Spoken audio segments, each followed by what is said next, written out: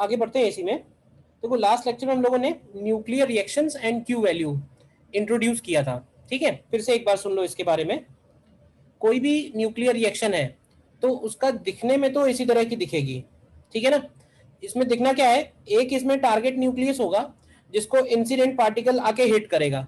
Incident particle ये target nucleus absorb कर लेगा, एब्जॉर्ब करने के बाद एक अनस्टेबल न्यूक्लियस बनाएगा, और ये अनस्टेबल न्यूक्लियस फर्दर ब्रेक होगा प्रोडक्ट न्यूक्लियस और आउटगोइंग पार्टिकल में, ठीक है ना। नॉर्मली जो टारगेट न्यूक्लियस है वो रेस्ट पे होगा, तो काइनेटिक एनर्जी सिर्फ इंसिडेंट पार्टिकल में है, प्रोडक्ट न्यूक्लियस में है और आउटगोइंग में है। अब किसी भी रिएक्शन में एनर्जी रिलीज हो रही है या एनर्जी एब्जॉर्ब हो रही है, वो डिपेंड करेगा उस रिएक्शन के क्यू वैल्यू पे। क्यू वैल्यू क्या होता है, क्यू वैल्यू होता है kinetic energy of products minus kinetic energy of reactants. मतलब ये दोनों जब निकले तो इनकी क्या काइनेटिक एनर्जी है, और माइनस ये जब हिट किया तो इसकी क्या काइनेटिक एनर्जी थी। जितना काइनेटिक एनर्जी बढ़ गई है वही क्यू वैल्यू है।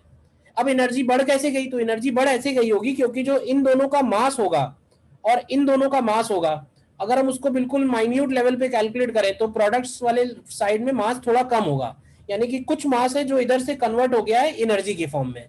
तो हमने क्या किया, अगर हम टोटल एनर्जी कंजर्वेशन लगाते हैं तो क्यू वैल्यू को हम मास एनर्जी के फॉर्म में भी लिख सकते हैं। मास एनर्जी के फॉर्म में लिखेंगे तो उल्टा हो जाएगा, mass of reactant minus mass of product into C square बनेगा, ठीक है। और इसमें एक पॉइंट और है, वो और नोट करते हैं, फिर कुछ प्रॉब्लम्स करेंगे, और उसमें लिखेंगे Q value as binding energy.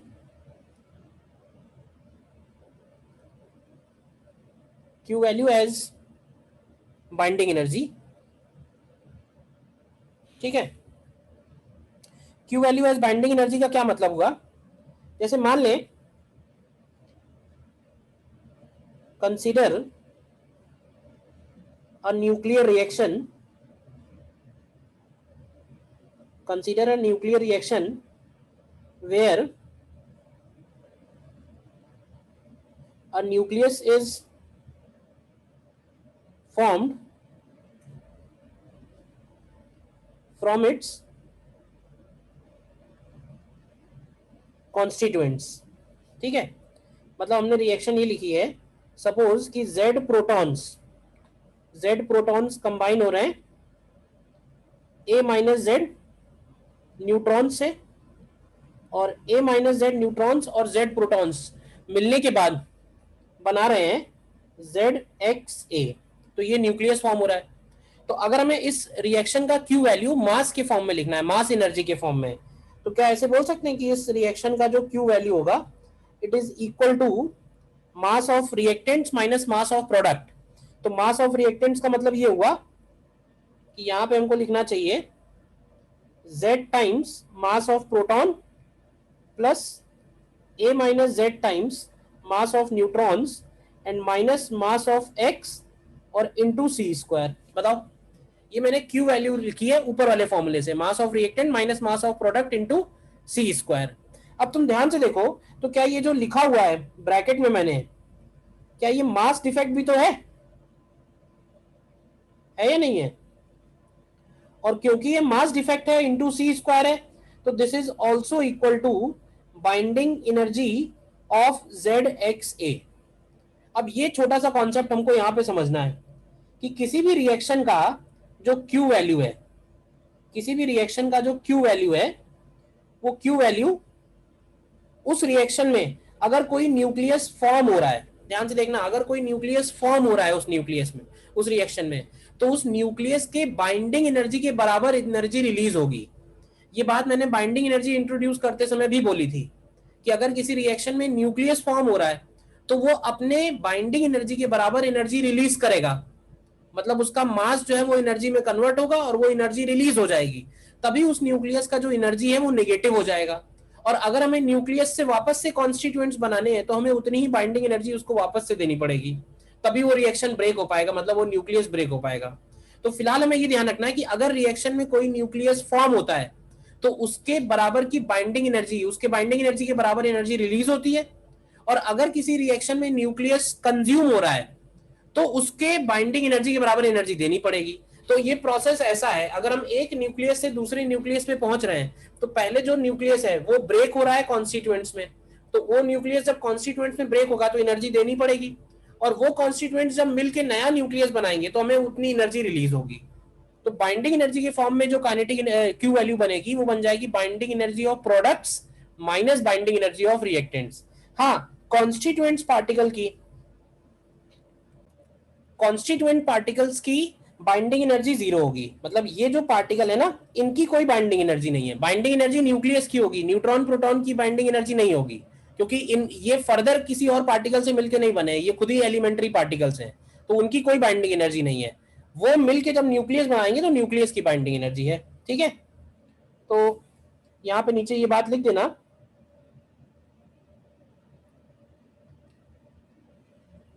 it is clear that when a nucleus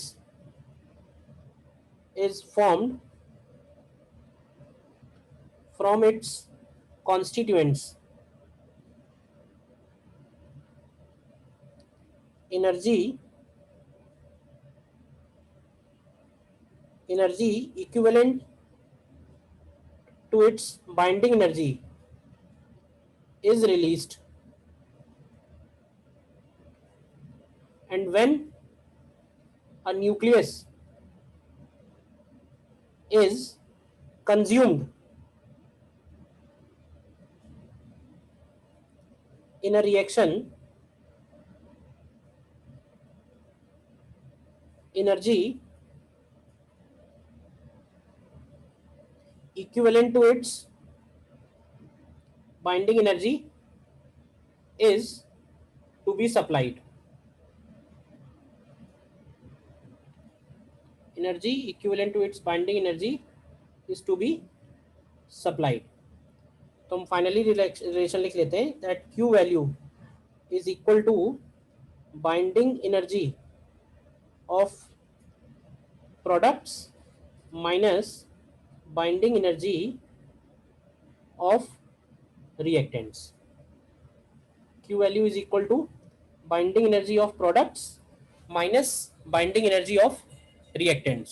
तो अब हमारे सामने Q वैल्यू कैलकुलेट करने के तीन मेथड हो गए हैं, Q value in terms of kinetic energy, Q value in terms of mass energy and Q value in terms of binding energy. तीनों में से जो भी मेथड हमको, जो भी डेटा गिवन होगा उसके हिसाब से हम अप्लाई कर सकते हैं। बोलिए, और किसी भी रिएक्शन में कौन कौन से कंजर्वेशन प्रिंसिपल्स एप्लीकेबल है ये बात पहले हो चुकी है, जिसमें से मेनली हमको चार्ज और नंबर, लीनियर मोमेंटम और टोटल एनर्जी इनकी जरूरत पड़ेगी, एंगुलर मोमेंटम की जरूरत नहीं पड़ेगी, पड़ने वाली है। बोलिए, ठीक है यहां तक। देखो इसमें फिर कुछ क्वेश्चंस देते हैं, करो।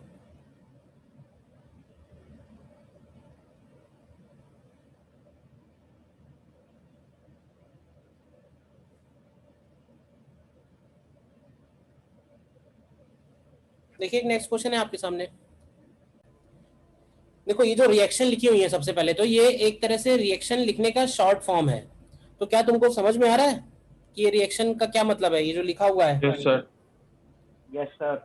ये सिंबल्स का मतलब क्लियर है ना? इसमें देखो ये क्या है, ये जो लेफ्ट साइड में लिखा है ये हो गया हमारा टारगेट न्यूक्लियस, और ये जो राइट साइड में लिखा हुआ है ये हो गया हमारा प्रोडक्ट न्यूक्लियस, और बीच में दो पार्टिकल हैं जिसमें से लेफ्ट वाला जो है वो इंसिडेंट पार्टिकल है और जो राइट वाला है वो आउटगोइंग पार्टिकल है। मतलब एक पार्टिकल जो रिएक्शन इनिशिएट कर रहा है और एक पार्टिकल जो आफ्टर रिएक्शन एमिट हो रहा है। तो इसमें हमको सीधे सीधे वो लगाना है, conservation of charge and conservation of number of nucleons. देखो बताओ जल्दी से आंसर।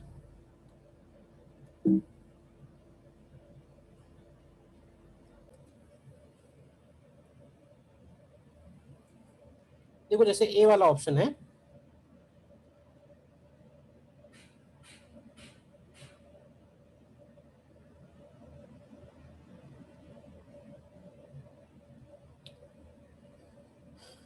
रिएक्शंस की एनर्जी बतानी है तो मास चाहिए होगा ना इसमें। ठीक है मास देता हूँ, एक सेकेंड।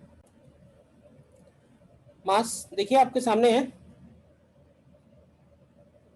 एक दो निकाल के देख लो, बाकी सिमिलर ही है, क्योंकि जैसे ए ऑप्शन में रिएक्शन क्या लिखोगे, तो ए ऑप्शन में रिएक्शन लिखेंगे 3Li7 और इसमें प्रोटॉन ऐड हो रहा है यानी कि 1H1, और आफ्टर रिएक्शन ये Be बन रहा है और 0N1 बन रहा है, तो ये हो जाएगा 4Be7 एंड 0N1, ये है। तो अगर हमें मास दिया हुआ है तो मास के टर्म्स में कैसे लिखेंगे क्यू वैल्यू, तो क्यू वैल्यू हो जाएगी सीधे सीधे m mass of Li plus mass of proton minus mass of beryllium minus mass of neutron और इनटू सी स्क्वायर यानी कि 931, तो ये MeV में आ जाएगा। तो देख लो ये जो दिया है Li का वैल्यू हो गया, ये Be का हो गया, ठीक है, ये हो गया प्रोटॉन का और ये हो गया न्यूट्रॉन का। अब वो जो दिया हुआ है ना वो ऑलरेडी एक्सेस मास दिया हुआ है, यानी Be के लिए लिखेंगे 7.01693, Li का लिखेंगे 7.01607, इस तरह से आएगा ये मास। और इधर जो राइट साइड टेबल में माइनस में दिए हुए हैं, माइनस में दिए होने का मतलब ये है कि उसका मास नंबर से कम है उसका मास, तो मास नंबर से उतनी वैल्यू कम है। समझ में आ गई बात, टेबल कैसे रीड करना है। कार्बन के लिए क्योंकि डेफिनेशन ही यही होती है, तो कार्बन के लिए वैल्यू एग्जैक्ट 0 है, कार्बन का मास हम लोग एग्जैक्ट 12 AMU लिखते हैं। तो रिएक्शन लिख लो सारी, वैल्यू कैलकुलेट कर लेना, वैल्यू का कोई इतना वो नहीं है। बी ऑप्शन में क्या इक्वेशन बनेगी, ये बनेगी 4Be9 और इसमें जुड़ रहा है 0N1 और इससे बन रहा है 4Be10 और प्लस गामा रेज निकल रही हैं, तो गामा रेज तो एक तरह से फोटॉन्स हो गए, इसमें खुद का कोई मास नहीं होगा। सी वाली रिएक्शन क्या बनेगी, तो ये हो जाएगी 3Li7 प्लस 2He4 और ये बन जाएगा न्यूट्रॉन बन रहा है, तो ये हो जाएगा 5B10 एंड प्लस 0N1, देख लो। और डी वाली रिएक्शन हो जाएगी 8O16 प्लस ड्यूट्रॉन है, ड्यूट्रॉन का मतलब हुआ 1H2 और ये बनेगा अल्फा निकल रहा है, तो 7N14 and plus 2He4। Reaction लिख ली ना सभी ने, उसमें कोई डाउट है तो बताओ। No sir.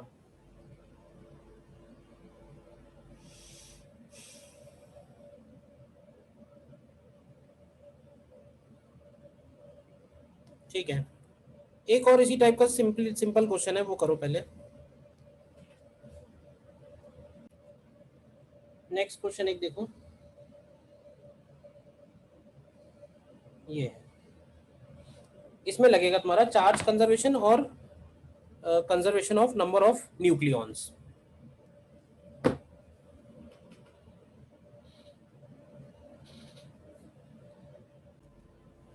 क्या क्या आंसर है बताइए इसमें, पहले वाले में एक्स क्या है,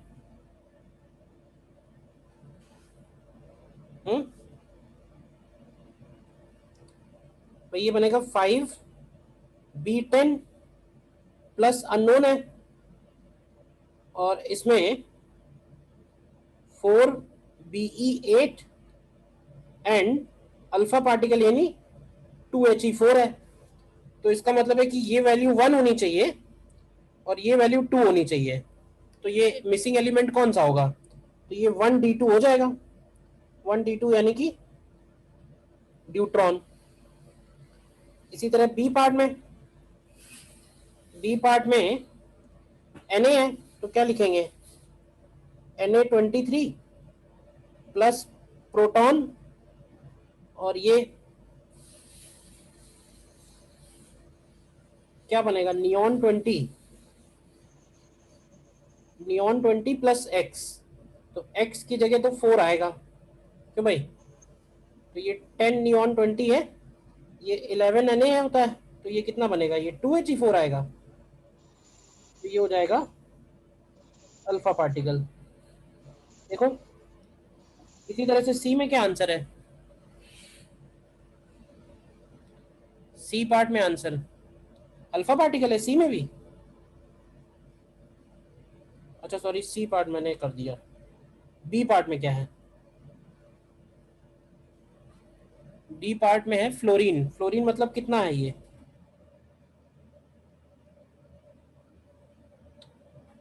हम्म 8O17 है और इसमें ड्यूट्रॉन ऐड हो रहा है, यानी 1H2 लिखो या 1D2 लिखो। 1D2 लिखना ज़्यादा अच्छा है। और इसमें X बन रहा है और प्लस 0N1, तो ये 9 है, यानी कि फ्लोरीन हो गया। और 9F18 आ रहा है, ठीक है ना।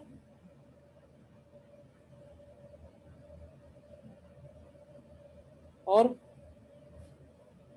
डी पार्ट में, डी पार्ट में X प्लस प्रोटॉन बन रहा है न्यूट्रॉन प्लस Ar37। तो आर्गन का कितना होता है एटॉमिक नंबर? हम्म 18। हम्म 18 सर। 18। तो ये 17 रहा होगा, फिर इधर 17 किसका है फिर? क्लोरीन। फ्लोरीन। नहीं नहीं, एटॉमिक नंबर क्लोरीन, अच्छा सॉरी। तो 17Cl कितना बनेगा ये? 37। ठीक, कर लिया ना सभी ने, सीधा सीधा है। और देखो,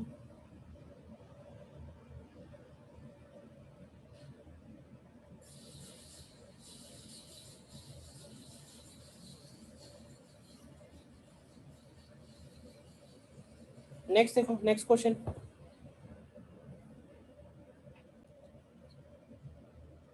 इस क्वेश्चन में find the energy of reaction बतानी है।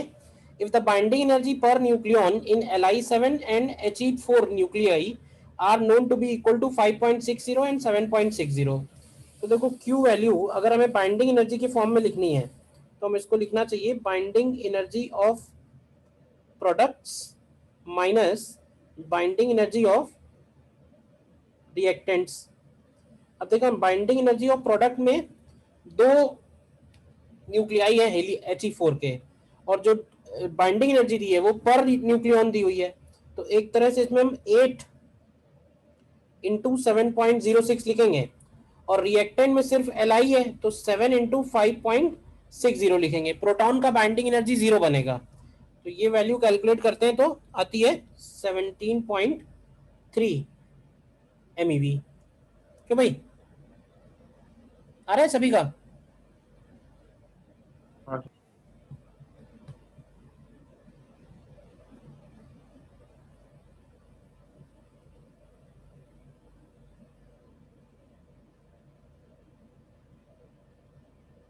और देखो, इसमें थोड़ा सा एक अच्छा क्वेश्चन है थोड़ा।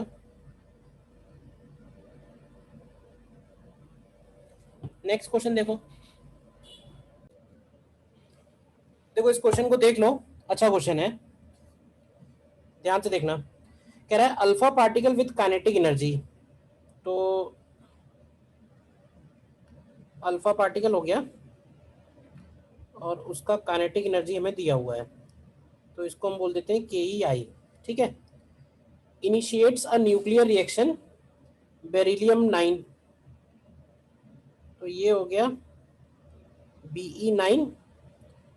तो ये जनरली कैसा होगा, रेस्ट पे होगा। एंड आफ्टर आफ्टर कोलिजन क्या हो रहा है कि न्यूट्रॉन न्यूट्रॉन जो है वो डायरेक्शन ऑफ मोशन के 90 डिग्री पे जा रहा है, यानी न्यूट्रॉन की काइनेटिक एनर्जी इधर है और जो कार्बन होगा, तो बताओगे अंदाजे से कि कार्बन जो है इधर की तरफ जा रहा होगा, तो ये काइनेटिक एनर्जी ऑफ कार्बन हो गया। देखो, या इसको लिखना चाहिए प्रोडक्ट न्यूक्लियस और इसको लिख देते हैं आउटगोइंग पार्टिकल। मोमेंटम कंजर्वेशन के हिसाब से इनके डायरेक्शन ये होने चाहिए, मोमेंटम कंजर्वेशन के हिसाब से इनके डायरेक्शन ये होने चाहिए, बताओ। ठीक है, तो अब एक काम करते हैं, सबसे पहले हम इसमें अप्लाई करते हैं मोमेंटम कंजर्वेशन। इसका मास ले लेते हैं mi, इसका मास हो गया mo, इसका मास हो गया mc, और एक काम ये करते हैं कि इसका जो मास है, इसका जो वेलोसिटी है, उसको इधर से थीटा एंगल पे लिख देते हैं। ये हो गया vp वेलोसिटी, ये हो गया vo वेलोसिटी, और ये vi वेलोसिटी। तो देखना ध्यान से, यूजिंग मोमेंटम कंजर्वेशन। तो मोमेंटम कंजर्वेशन हम लोग अलोंग एक्स डायरेक्शन भी लगाएंगे और अलोंग वाई डायरेक्शन भी। तो देखो, अगर हम अलोंग एक्स डायरेक्शन लगाते हैं तो देखो M I V I is equal to क्या, M P V P cos theta होगा, इक्वेशन 1। और अगर हम मोमेंटम वाई डायरेक्शन में लगाते हैं तो वाई डायरेक्शन में इनिशियल तो जीरो ही है, फाइनल मोमेंटम के लिए लिखेंगे M O V O minus M P V P sine theta. तो अगर हम इसको रीअरेंज करें तो ऐसे भी लिख सकते हैं कि M O V O is equal to M P V P sine theta. अब क्योंकि क्वेश्चन हमको सिर्फ एनर्जीज के टर्म्स में चाहिए, थीटा की जरूरत नहीं है, तो थीटा हम यहाँ से एलिमिनेट कर सकते हैं by squaring and adding equation 1 and equation 2। तो देखो उससे क्या मिलेगा, उससे मिलेगा M I square V I square plus M O square V O square is equal to M P square V P square. ठीक, अब यहाँ से एक काम करते हैं, इसको लिखते हैं 2mi into kinetic energy of incident particle, इसको लिखते हैं 2mo into kinetic energy of outgoing particle, इसको लिखते हैं 2mp into kinetic energy of product nuclei, और ये 2 भी यहाँ से कैंसिल हो जाएगा। उसके बाद जो बचेगा उसको बोल देते हैं इक्वेशन 3। अच्छा, क्यू वैल्यू क्या लिखेंगे, तो क्यू वैल्यू को लिखेंगे kinetic energy of product plus kinetic energy of outgoing particle minus kinetic energy of incident particle. तो ये हो गई हमारे पास इक्वेशन नंबर 4। अब इस क्वेश्चन में क्या क्या दिया हुआ है, क्यू वैल्यू दिया हुआ है, अल्फा पार्टिकल की काइनेटिक एनर्जी दी हुई है, और हमसे पूछा क्या हुआ है, kinetic energy of outgoing particle पूछा हुआ है। तो इसका मतलब हमें प्रोडक्ट न्यूक्लियस की काइनेटिक एनर्जी में कोई इंटरेस्ट नहीं है। तो हम एक काम कर सकते हैं, प्रोडक्ट न्यूक्लियस की काइनेटिक एनर्जी यहाँ से निकाल के यहाँ रख देते हैं। देखो ध्यान से, उसकी काइनेटिक एनर्जी नहीं चाहिए, बस एलिमिनेट कर दो, क्या आएगा, तो फ्रॉम 3 and 4 तो हमें रिलेशन मिलेगा Q value is equal to kinetic energy of product लिखना है तो वो हो जाएगा M I upon M P into K E I plus M O upon M P into K E O and plus के E O and minus के E आई। तो अगर हम इसको रीअरेंज करें तो एक फॉर्मूला आ जाएगा, तो चाहो तो उसको याद भी रख सकते हो। तो ये आएगा M I upon M P minus 1 into K E I and M O upon M P plus 1 into K E ओ। ठीक है ना। अब तुम इसमें वैल्यू रख दो, क्यू वैल्यू की वैल्यू कितनी दी है, क्यू वैल्यू दी है 5.7, तो ये हो गया 5.7। M I upon M P क्या होगा, तो एम आई यानी मास ऑफ अल्फा पार्टिकल। अब यहाँ एग्जैक्ट रखने की जरूरत नहीं है, मास नंबर भी रख देंगे तो चलेगा। अल्फा पार्टिकल यानी कि 4, तो ये हो जाएगा 4 upon M P, M P मतलब हो गया कार्बन है तो 12, ठीक है, minus 1 into kinetic energy of incident particle, kinetic energy of incident particle दिया है 5.3 and plus M O outgoing particle है न्यूट्रॉन यानी 1 और एमपी यानी कि 12 and plus 1 into K E ओ। तो यहाँ से सॉल्व होके kinetic energy of outgoing particle निकालोगे तो देखो सॉल्व करके 8.5 MeV आना चाहिए। ठीक है ना, अच्छा क्वेश्चन है ये, देखो ध्यान से। आया समझ में या नहीं आया ये बताओ बस। अल्फा पार्टिकल न्यूक्लियस से टकरा रहा है और जो न्यूट्रॉन निकल रहा है वो राइट एंगल पे निकल रहा है, तो राइट एंगल पे निकल रहा है तो उसका वेलोसिटी और काइनेटिक एनर्जी एज्यूम कर लिया, तो कार्बन जो है वो इस डायरेक्शन में जाएगा थीटा एंगल पे, क्योंकि मोमेंटम कंजर्वेशन एक्स डायरेक्शन में और वाई डायरेक्शन में दोनों में एप्लीकेबल होना चाहिए। तो पहली इक्वेशन बनाइए मोमेंटम कंजर्वेशन एक्स डायरेक्शन में और दूसरी बनाइए मोमेंटम कंजर्वेशन वाई डायरेक्शन में। यहाँ से हमने थीटा एलिमिनेट कर दिया, स्क्वायर करके ऐड कर दिया, तो बाद में हमने इसमें से एक mi हटा लिया तो काइनेटिक एनर्जी बन गया, हाफ mv स्क्वायर की जगह, तो पूरा रिलेशन काइनेटिक एनर्जी में आ गया। और Q वैल्यू को भी काइनेटिक एनर्जी में लिख सकते हैं। आउटगोइंग पार्टिकल की हमें काइनेटिक एनर्जी चाहिए, प्रोडक्ट न्यूक्लियस नहीं चाहिए, तो प्रोडक्ट न्यूक्लियस को हमने इन दोनों इक्वेशन से एलिमिनेट कर दिया। एलिमिनेट करने के बाद ये रिलेशन एक आ गया, इसमें वैल्यू रख दी है बस। देखो ध्यान से, बताओ क्लियर है क्या?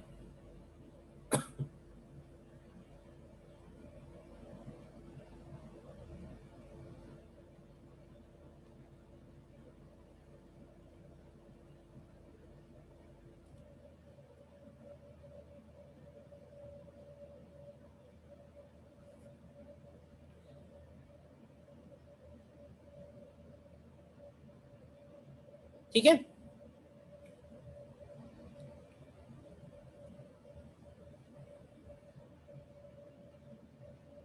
अब ऐसे न्यूक्लियर में मेजर पॉइंट्स तो बता दिए, एक छोटा सा पॉइंट और बचा हुआ है बताने के लिए। बाकी इस चैप्टर में फिर रेडियो एक्टिविटी वाला पार्ट बचा हुआ है। हालांकि रेडियो एक्टिविटी भी तुमने जो है कंप्लीटली केमिस्ट्री में कर रखी है, तो उसमें भी कुछ नया नहीं पढ़ने को मिलेगा, सारी चीज़ें रिपीट ही होंगी। बट ठीक है, क्वेश्चंस की थोड़ी प्रैक्टिस कर लेंगे, क्योंकि फिजिक्स में क्वेश्चन थोड़ा अच्छे पूछे जाते हैं। ठीक है, ओके फिर।